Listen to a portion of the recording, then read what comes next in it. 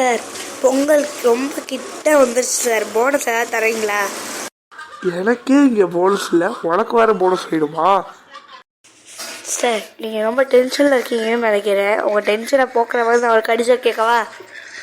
நீ என்னைக்குடா என் டென்ஷன் குறையிற மாதிரி கடிதம் கேட்டிருக்கேன்? எப்போதும் எனக்கு பிபி ஏற்றுற மாதிரி கேட்பேன். அது எப்போதும் போலயே பண்ணு.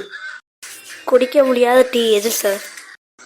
நானே நீ டீ குடிக்கல, அது எந்த டீயாக இருந்தால் எனக்கு என்னடா? சார் கரெக்டாக பதில் சொல்லுங்கள் சார். என்ன பால் டீயா? இல்லை சார், பால் டீ தான் குடிக்க முடியுமே சார்.